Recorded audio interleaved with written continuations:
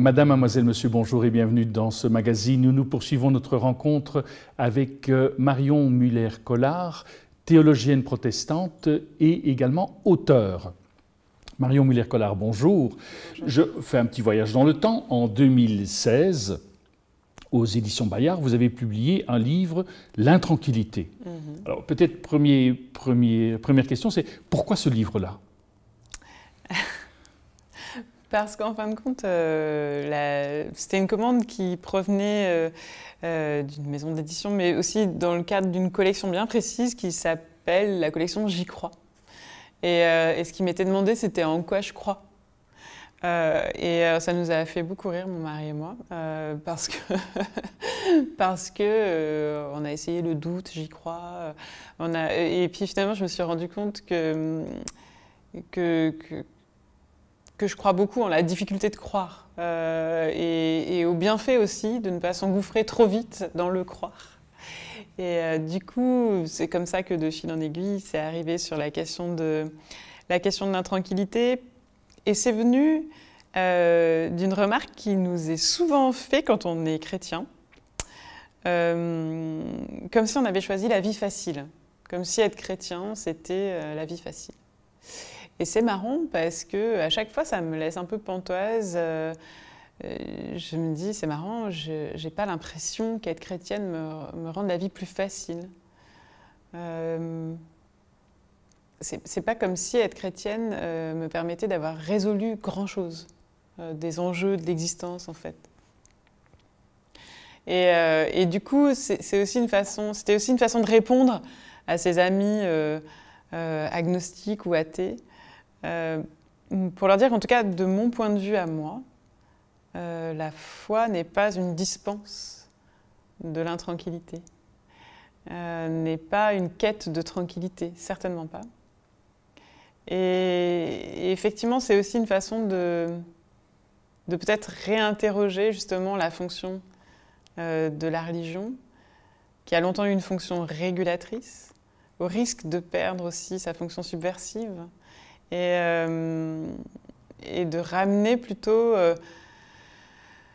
au cœur de la question de la foi, plutôt le rapport au courage que le rapport une fois de plus, à la fausse sécurité, quoi. Pour vous, finalement, croire, ce n'est pas cesser de réfléchir, mais c'est plutôt commencer à réfléchir, d'où l'intranquillité? Non, c'est des mouvements qui sont différents. En tout cas, ce qui me paraît important, c'est d'être capable de faire la part entre croire et savoir. Et il me semble, comme on dit qu'il y a un savoir-être, il y a un savoir-croire. Mais en miroir, il y a un croire-savoir qui me paraît aujourd'hui être très problématique. Et paradoxalement, le fait de vivre dans une société très sécularisée qui s'est débarrassée, en tout cas, de la religion comme fonction régulatrice, comme donneuse de sens et de leçons potentiellement, n'a pas du tout permis d'éclaircir cette différence entre le croire et le savoir. Et je ne suis pas sûre que ce soit corrélé. Je ne prétendrai pas à avoir étudié suffisamment la question pour élaborer une vraie hypothèse ou thèse là-dessus. Mais il se trouve quand même qu'en même temps qu'on prétend moins croire, la confusion entre le croire et le savoir ne cesse d'augmenter. Et du coup, c'est une vraie question de me dire, mais finalement, est-ce qu'effectivement, il n'y a pas un moment où ce que les théologiens peuvent apporter, ou peut-être même du coup juste les gens qui croient et qui assument de croire, c'est cette expérience quotidienne de savoir faire la part entre à quel moment je suis dans la croyance et à quel moment je suis dans la recherche du savoir. Et on ne parle pas des mêmes vérités. On ne parle pas de la vérité n'a pas le même sens selon qu'on la convoque à l'endroit de la science, à l'endroit de la connaissance et du savoir, selon qu'on la convoque à l'endroit de la foi ou de la religion. Et il me semble que du coup, on a un entraînement par rapport à ça que beaucoup de nos contemporains n'ont plus du tout, puisqu'ils croient qu'ils ne croient plus. Et il y a une espèce d'aveuglement, justement, qui crée cette espèce de confusion qui me paraît être un enjeu extrêmement important, un enjeu pédagogique extrêmement important pour le temps d'aujourd'hui. Et voilà, donc peut-être que ce qu'il y a de tranquille dans cette intranquillité chrétienne, c'est d'arriver à savoir dire assez tranquillement qu'à cet endroit-là, je ne suis pas en train d'apporter une connaissance, je suis en train d'affirmer, de faire un credo. Et qu'en revanche, ça ne m'empêche pas de chercher aussi la connaissance, les informations et la vérité dans un registre plus scientifique. Vous rejoignez alors Saint-Augustin, je crois et je comprends? Oui, et je ne... Voilà, et je ne...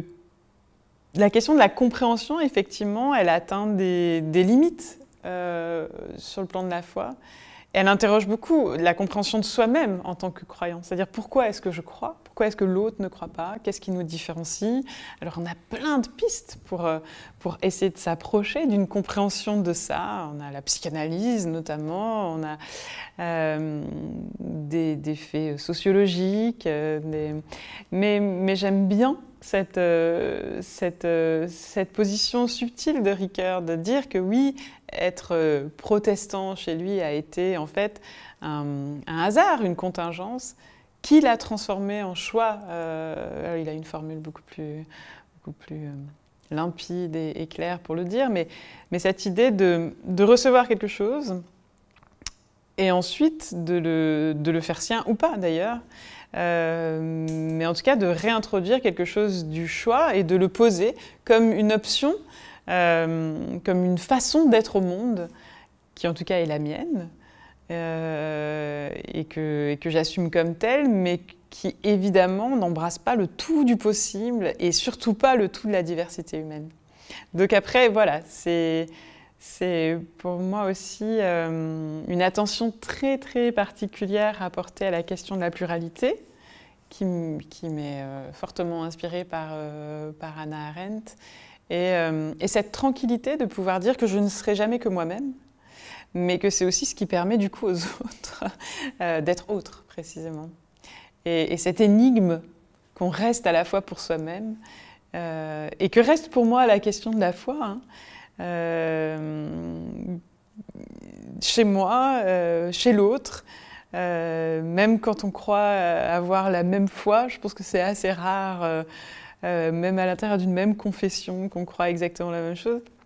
Mais avec cette attention particulière à savoir délimiter ce qui se joue là, et pouvoir aussi, du coup, savoir ce qui peut se mettre en commun, puisqu'il y a quelque chose de l'ordre de la raison et d'une recherche de vérité dans le domaine de la connaissance qui peut se mettre en commun. Et puis, ce quelque chose de la foi qui ne peut pas faire partie du débat commun, mais ça veut pas dire pour autant qu'elle ne peut pas s'interroger, qu'elle ne peut pas être le fruit d'une curiosité de l'un vers l'autre. Et cette curiosité, j'y tiens beaucoup. Ce qui signifie pour vous que quelque part, souhaiter être croyant, c'est rester curieux toute sa vie? Oui, c'est ça. C'est-à-dire, c'est Simone Weil, la philosophe, qui dit qu'il faudra toujours préférer la vérité au Christ. Et en fait, c'est évidemment c'est une forme d'aporie, puisque évidemment, la vérité nous reconduit au Christ. Et je trouve qu'on peut remplacer, qu'il faudra toujours préférer les autres, la rencontre avec les autres que la rencontre au Christ, puisqu'en fait, c'est les autres aussi qui, moi, vont me reconduire au Christ. Combien même les autres ne sont pas chrétiens. Et même souvent, précisément parce qu'ils ne sont pas chrétiens. Quelque part, ils vous permettent de réaffirmer votre propre identité? Pas seulement, c'est qu'en fait, moi, c'est une expérience que je fais souvent, c'est que ce n'est pas toujours les meilleurs connaisseurs de la Bible, ou c'est pas toujours les chrétiens qui vont me remettre sur la voie du Christ. Et c'est une expérience que le Christ fait lui-même dans l'Évangile. C'est qu'en fait, c'est pas toujours dans sa communauté, et c'est même souvent à l'extérieur de sa communauté. Il va souvent, lui, être comme reconverti à sa propre vocation par des étrangers Et par des femmes.